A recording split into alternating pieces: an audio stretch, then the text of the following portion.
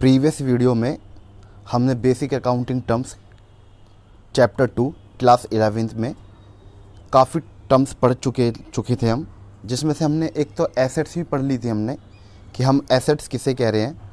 ठीक है, एसेट्स हमारे बिजनेस के इकोनॉमिक रिसोर्सेज होते हैं जो एक बिजनेसमैन हमेशा अपने बिजनेस में उसको यूज करता है ताकि वो बिजनेस में रेवेन्यू जनरेट कर सके, पैसा कमा सकें। एसेट्स दो तरह की होती है, एक होती है नॉन करंट एसेट्स और एक होती है current assets. Non current assets के बारे में बता दिया था, करंट एसेट्स के बारे में बता दिया था। नॉन करंट एसेट्स के बारे में लिखा हुआ है। फिर मैंने यहाँ पे नॉन करंट एसेट्स के अंदर कौन कौन से सब हेड्स आते हैं। नॉन करंट एसेट्स अपना आप में एक मेजर हेड है, इसमें कौन कौन से सब हेड आते हैं, जैसे फिक्स एसेट आते हैं, नॉन करंट इन्वेस्टमेंट आता है, कैपिटल वर्क इन प्रोग्रेस आता है, long terms loans and advances आते हैं। सपोज कीजिए कि एसेट्स का मतलब होता है राइट टू रिकवर, राइट अपने पास, बिजनेस के पास अधिकार किस चीज़ का, पैसा लेने का या किसी चीज़ को पैसे में कन्वर्ट करने का, या फिर कोई एसेट हमारे पास है उसको लंबे समय तक यूज करने का। Right to use, right to recover. Right to recover मैं तुम्हें बताता हूँ कैसे। ये अगर एक हेडिंग देख रहे होंगे, long terms loans and advances. Suppose कीजिए कि आप कोई एक कंपनी चला रहे हैं, आप उस कंपनी के ऑनर हो, ठीक है, और सपोज कीजिए कि आपके कंपनी में ढेर सारे एम्प्लॉइज़ काम कर रहे हैं और किसी दिन किसी समय पर एक एम्प्लॉय को कुछ पैसों की ज़रूरत पड़ी। अमाउंट एज्यूम कर लेते हैं, सपोज कीजिए कि 10 लाख रुपीज़ के आसपास, और ज़रूरत इसलिए पड़ी क्योंकि उस एम्प्लॉय के घर में शादी है, उसकी हो सकता है लड़की की शादी हो या किसी दूसरे पर्पज़ से उसको ज़रूरत है पैसों की बहुत ज़्यादा। तो अब 10 लाख रुपए उसके पास नहीं है खर्च करने के लिए, तो उसने मन बनाया कि मैं एक काम करता हूँ, 10 लाख रुपए का लोन ले लेता हूँ। अब लोन लेने के लिए वो कहाँ जाएगा, या तो किसी रिलेटिव के पास जाएगा या बैंक के पास जाएगा, कहाँ जाएगा। सपोज कीजिए कि उसको कहीं से लोन नहीं मिल रहा है, तो उसने डिसाइड किया कि क्यों ना मैं अपनी कंपनी से, जहाँ पर मैं जॉब कर रहा हूँ, वहाँ से लोन ले लूँ। उसने क्या किया, तुम्हारे पास चल कर के आया, तुम उस कंपनी के ओनर हो, तुमसे कहा कि सर देखिए मेरे घर में ये समस्या है या फिर इस चीज़ के लिए मुझे पैसों की ज़रूरत है और मुझे 10 लाख रुपए का लोन चाहिए, क्या मुझे अपनी कंपनी से लोन मिल सकता है। तो तुमने कहा बिल्कुल, क्यों नहीं मिल सकता, हम लोन दे देंगे आपको, ऐसी कोई बात नहीं है, ठीक है। और आप ये बताइए कि आपका जब लोन हम वापसी लेंगे, आप क्या लगता है आपको, आप हमको अपना जो लोन है ये कितने समय में वापसी कर दोगे ये पैसा। तो वो बोलता है कि सर मुझे करीब 5 से 6 साल के लिए तक का तो लोन चाहिए ताकि मैं आराम से इस लोन की रिपेमेंट आपको कर सकूं, धीरे धीरे उतार सकूं।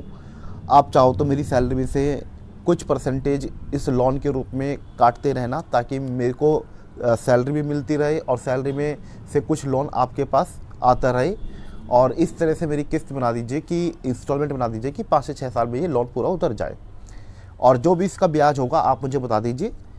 इंस्टॉलमेंट के साथ वो इंटरेस्ट भी ऐड करके मेरी सैलरी में से डिडक्ट करते रहिएगा। अब एम्प्लॉय का ये जो लोन की जो ज़रूरत है वो ओनर समझता है और ओनर ने उसका लोन पास करा दिया। मेन चीज़ यहाँ पे टाइमिंग पीरियड को लेकर के है। देखिए, लोन दो तरह का होता है, जब कोई कंपनी दे रही है या कोई बैंक दे रहा है या कोई फाइनेंशियल इंस्टीट्यूशंस किसी को लोन दे रहा है, तो दो कंडीशन हो सकती है। पहला कि लॉन्ग शॉर्ट टर्म के लिए कि लॉन्ग टर्म के लिए। अकाउंट्स की लैंग्वेज में शॉर्ट टर्म लोन वो लोन होता है जो एक साल, जिस लोन की पेमेंट 1 साल के अंदर हो जाती है। अगर ये एम्प्लॉय कंपनी को 1 साल के अंदर लोन रिपेमेंट कर देता है तो इसको बोलते हैं हम short term loans and advances, और अगर 1 साल के बाद कर रहा है तो उसको बोलते हैं हम long term loans and advances. ठीक है, 5 साल का लोन है तो इसका मतलब ये क्या है, लॉन्ग टर्म लोन है, लॉन्ग टर्म लोन। अच्छा, कंपनी के लिए ये एसेट है क्योंकि कंपनी ने ये जो लोन दिया है ना, वो वापसी लेना भी तो है।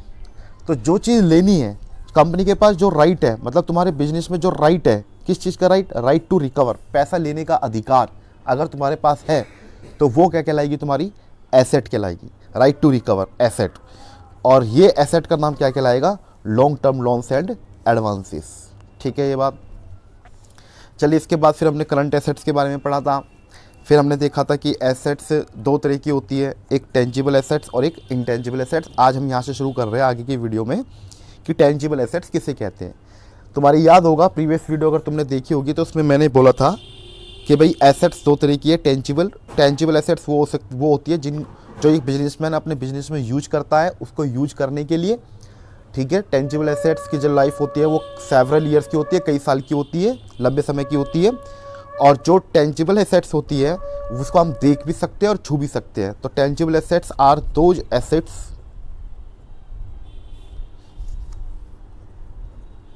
which can be seen and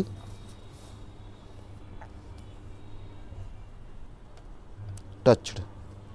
It has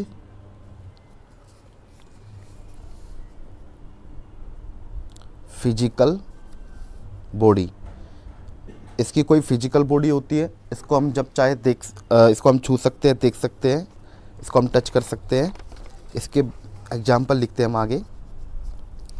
example,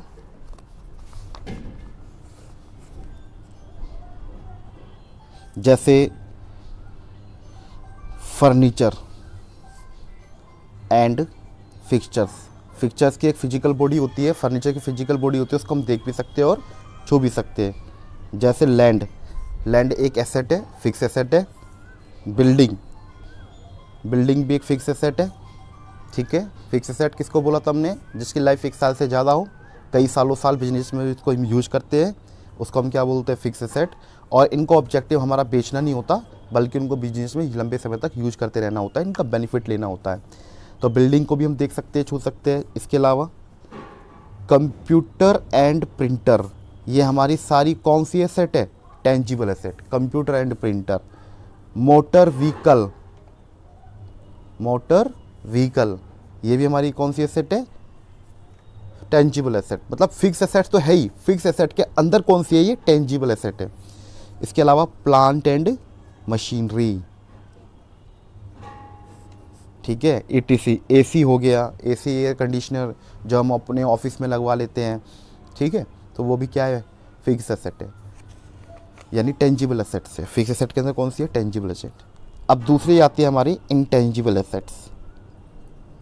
इसको साथ के साथ अपनी कॉपी में नोट डाउन करते रहना, केवल इसको देखना नहीं है, लिखना भी अपनी कॉपी पे, नोट भी साथ के साथ बनाते रहिएगा। इंटेंजिबल एसेट्स किसे कह रहे हैं हम? इंटेंजिबल एसेट्स वो एसेट्स होती है जो एक बिजनेसमैन अपने बिजनेस में यूज तो करता है, और उसको यूज करने से बिजनेस में रेवेन्यू भी जनरेट होती है, पैसे की कमाई होती है बिजनेस के अंदर, मनी अर्निंग होती है। लेकिन ये एसेट्स जो बिजनेसमैन यूज करता है, ये एसेट्स किसी को दिखाई नहीं देती, खुद बिजनेसमैन को भी नहीं दिखाई देती, क्योंकि इसका कोई फिजिकल बॉडी नहीं होता, फिजिकल स्ट्रक्चर नहीं होता। इसको हम ना तो छू सकते हैं, ना ही देख सकते हैं, बस इसको हम केवल महसूस कर सकते हैं। ऐसी भी एसेट होती है, लिखिए इसके बारे में।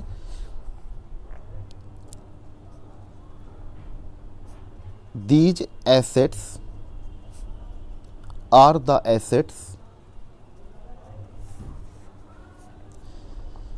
which has no physical structure या physical body, so it cannot be seen or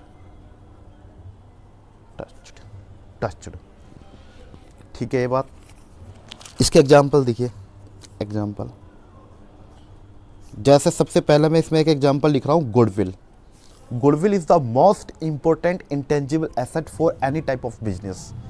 goodwill, goodwill क्या होता है? बेसिकली बिजनेस का गुड नेम और रेपुटेशन होती है। जब कोई बिजनेस मार्केट के अंदर लंबे समय से चल रहा होता है और उसने जो प्रोडक्ट बना करके मार्केट के अंदर बेचा है, उस प्रोडक्ट को कंज्यूम करने वाले जो कंज्यूमर होते हैं वो उसके हैबिचुअल हो चुके हैं, क्योंकि जो उस प्रोडक्ट के अंदर फीचर्स कंपनी ने डाले हैं वो बड़े एडवांस टेक्नोलॉजी के डाले हैं, जो कंज्यूमर के नीड्स एंड वांट्स को सेटिस्फाई कर रहा है।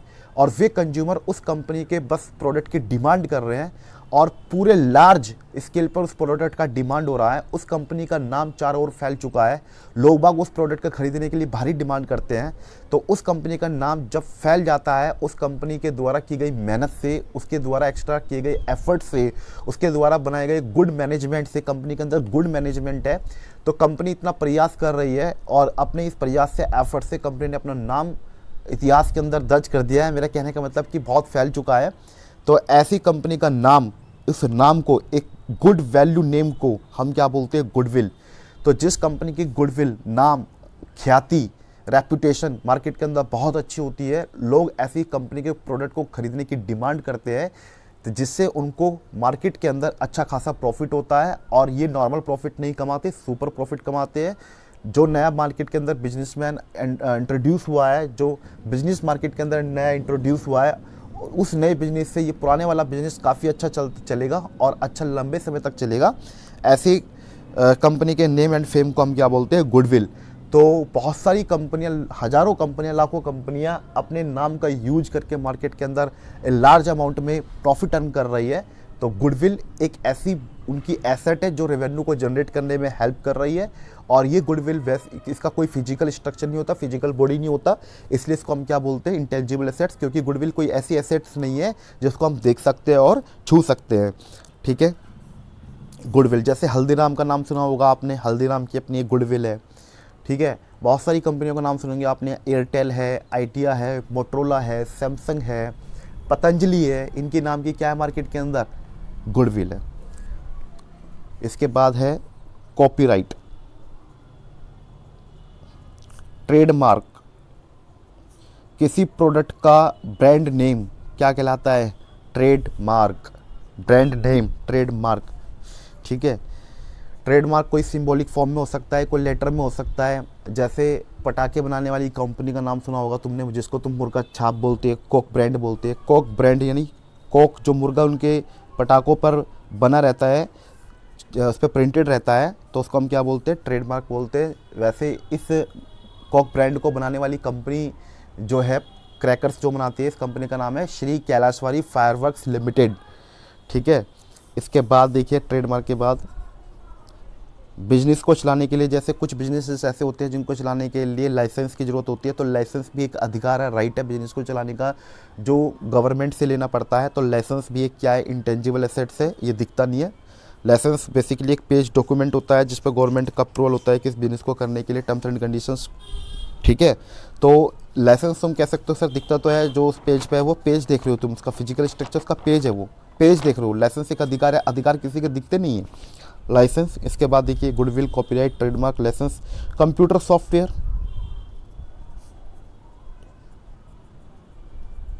सॉफ्टवेयर कभी भी दिखते नहीं है, इंटेंजिबल नेचर का होता है। ठीक है, ETC कर दीजिए।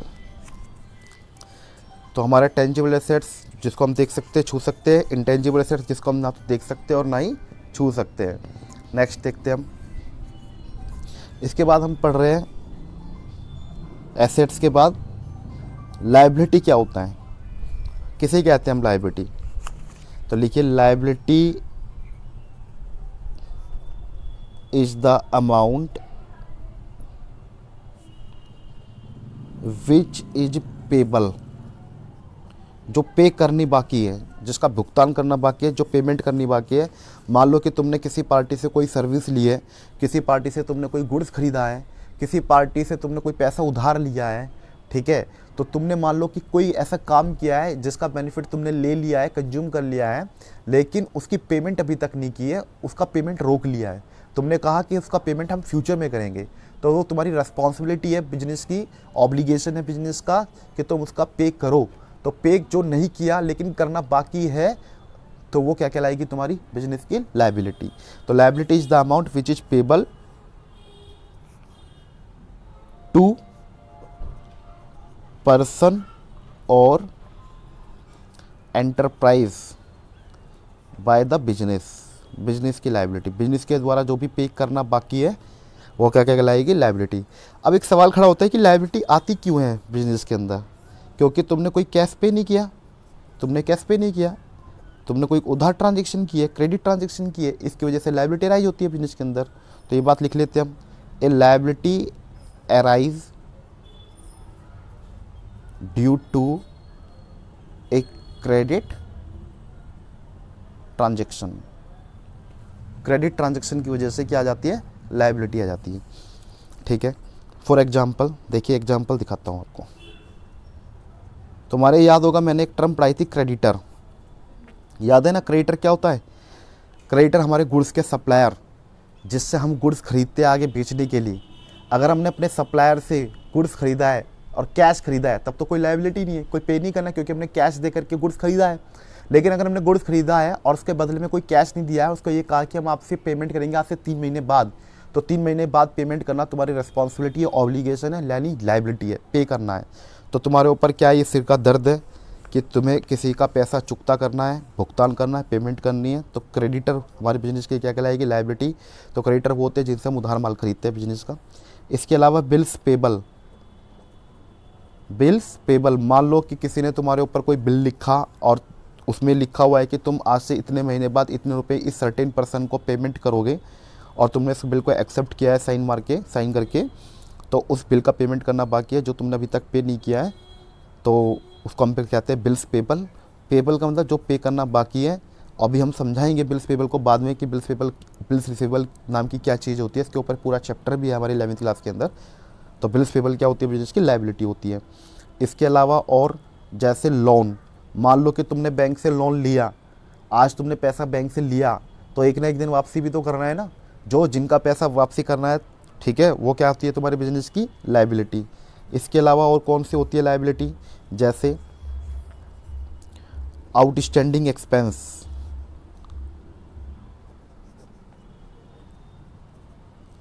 Outstanding expenses. अभी मैं बता देता हूँ, ऐसे ही मतलब समझा नहीं रहा हूँ आउटस्टैंडिंग एक्सपेंस को, बस आप इसको याद कर लीजिए। Outstanding expense is a current liability for the business. Liability होती है, लायबिलिटी का मतलब ये कैसे आउटस्टैंडिंग, चलो ऐसे बस इसको 1-2 सेंटेंस में समझ लो अच्छी तरीके से। हम जब आउटस्टैंडिंग एक्सपेंस के सेपरेट हेडिंग डलवाएंगे तब बताएंगे। Outstanding expenses are those expenses, ठीक है, which has outstanding expenses are those expenses which has not been paid in the current accounting year, but the benefit of this type of expense has been consumed in the current accounting year। मतलब कि तुमने कोई सामने वाली party से service ली है, उसका benefit ले लिया है, खर्चा हो गया है, लेकिन अभी तक उसकी पेमेंट नहीं की है, ठीक है, वो क्या कहलाते हैं हमारे आउटस्टैंडिंग एक्सपेंसेस, और वो हमारे बिजनेस की क्या होती है, लायबिलिटी, क्योंकि पेमेंट करना बाकी है। मैं इसको एग्जांपल दूँ इसका आउटस्टैंडिंग एक्सपेंसेस का।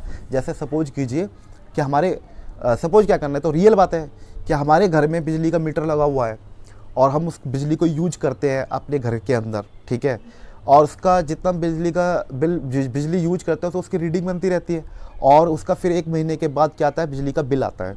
मैं एक बात पूछता हूँ कि जो बिजली है यानी इलेक्ट्रिसिटी है जो हम हमारे अपने घरों में यूज करते हैं, तो बताइए बिल पहले आया कि हमने उस इलेक्ट्रिसिटी को यूज पहले किया?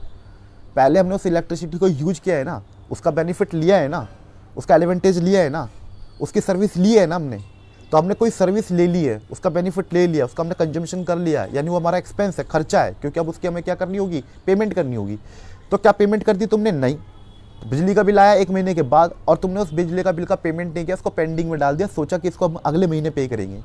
तो ये है कि तुमने कोई खर्चा हो गया, उसका सर्विस ले लिया है, लेकिन पेमेंट नहीं किया। तो जब तक पेमेंट नहीं करोगे तब तक वो लायबिलिटी रहेगी। और ऐसी लायबिलिटी जो तुमने सर्विस ले लिया, खर्चा हो गया है, एक्सपेंस हो चुका है, लेकिन पेमेंट नहीं किया, उसी को बोलते हैं आउटस्टैंडिंग। आउटस्टैंडिंग का मतलब जो पे नहीं किया अभी तक, और एक्सपेंस का मतलब यहाँ पर जो एक्सपेंस हो चुका है, पे नहीं किया, और इसको क्या बोलते हैं हम, आउटस्टैंडिंग एक्सपेंस। इसका दूसरा एग्जांपल सपोज कीजिए कि मान लो कि आप आपने कोई दुकान ली है किराए पे, रेंट पे ली है, और उसका पर मंथ का रेंट जाता है 5000 पर मंथ, 5000 रुपये महीना, और 2 महीने हो गए दुकान को यूज करते करते, लेकिन जो शॉप का लैंडलॉर्ड है, दुकान मालिक है, उसको अभी तक तुमने रेंट नहीं दिया है। तो मैं पूछता हूँ कि क्या तुमने दुकान का यूज किया है? हाँ किया है, बिल्कुल किया है। कितने महीने किया है? 2 महीने। तो भाई रेंट क्यों नहीं दिया? अभी कह रहे कि कैश की शॉर्टेज, अभी दे देंगे। तो तुमने जो दुकान का जो रेंट है, रेंट क्या होता है, बिजनेस का एक्सपेंस होता है, वो एक्सपेंस हो चुका है क्योंकि सर्विस ले ली है, उसका बेनिफिट उठा लिया है, और पेमेंट नहीं की है। तो पेमेंट नहीं की तो वो क्या कहलाएगा, आउटस्टैंडिंग एक्सपेंस हो चुका है। आउटस्टैंडिंग एक्सपेंस तुम्हारी बिजनेस की लायबिलिटी है कि तुमने 2 महीने का रेंट ड्यू हो चुका है, तो उसको पे भी करिए, तो पे नहीं कर रहे तो इसलिए वो क्या है, लायबिलिटी है। तो आई होप कि तुम्हें समझ में आ गया होगा।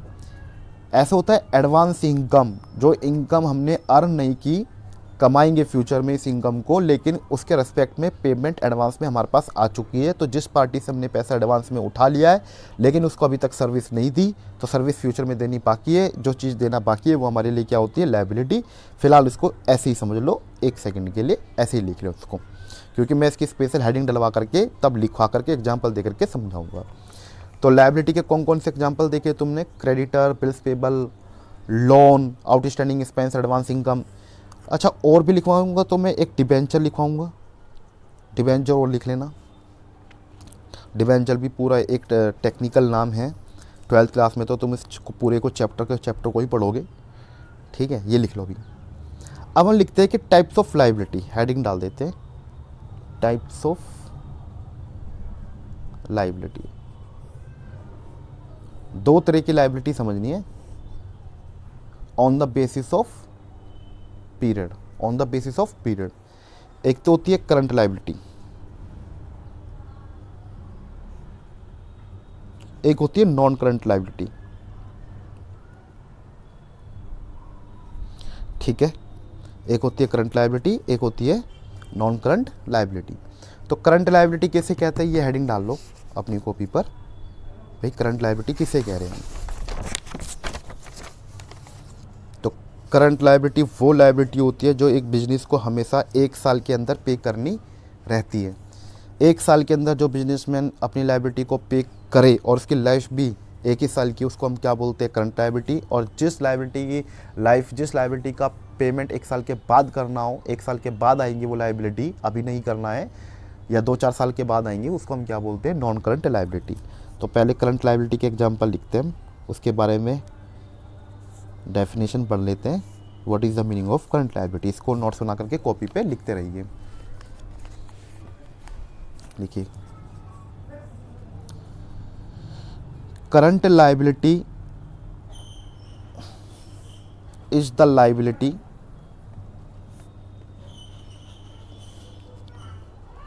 which is payable within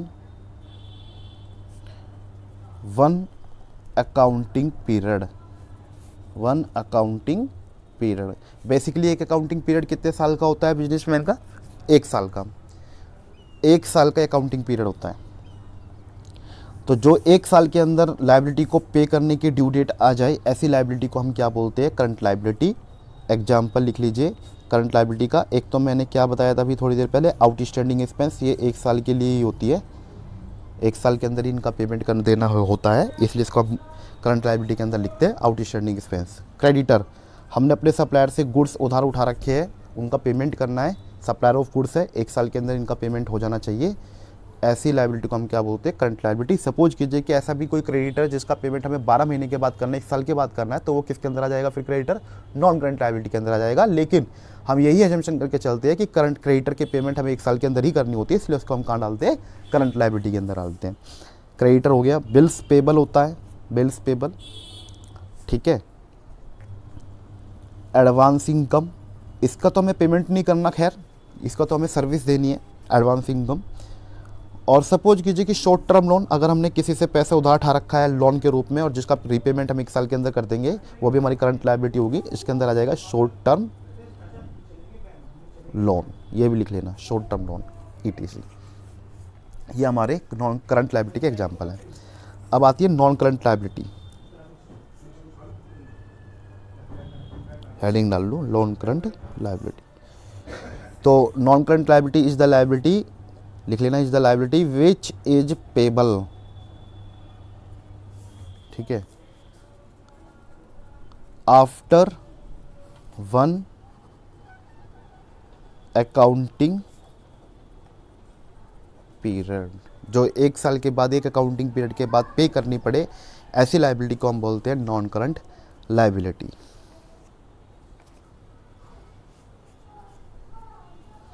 या इसको ऐसे लिख सकते हैं, non current liability is the liability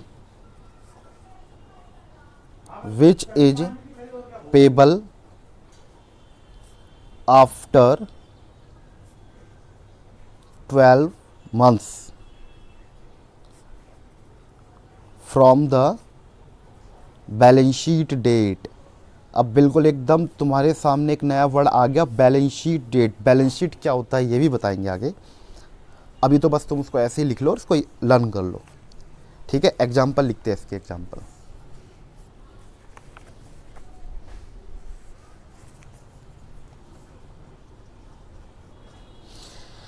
जैसे एग्जाम्पल बैंक लोन, अगर तुमने कोई बैंक लोन रखा है जिसका रीपेमेंट 1 साल के बाद होना है, यानी 4-5 साल के बाद होना है या 2 साल के बाद होना है, कुल मिला के 1 साल के बाद होना है, तो नॉन करंट लायबिलिटी।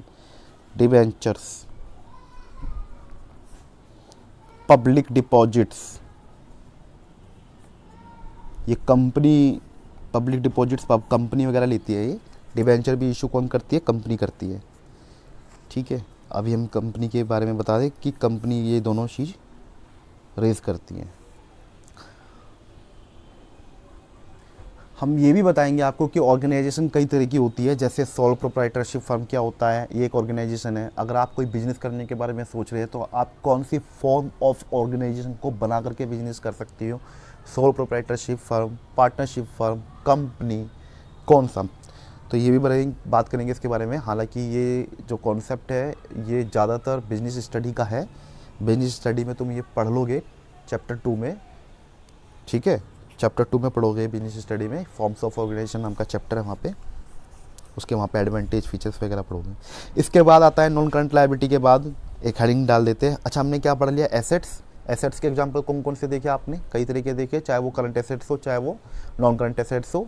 सारे एसेट्स के एग्जांपल कौन कौन से देखे? Cash in hand, cheque in hand, cash at bank, debtors, bills receivable, closing stock, investment, plant and machinery, furniture and fixtures, land and building, motor vehicle, computer software, goodwill, copyright, patent, trademark, licence, franchisee, ETC. ये सब कुछ देखा है तुमने। Liability, जिसका payment करना बाकी है, सर्विस ले ली है, किसी से पैसा उधार उठा रखा है, पेमेंट करना है। चाहे वो लायबिलिटी 2 तरह की हो सकती है, non current liability, current liability.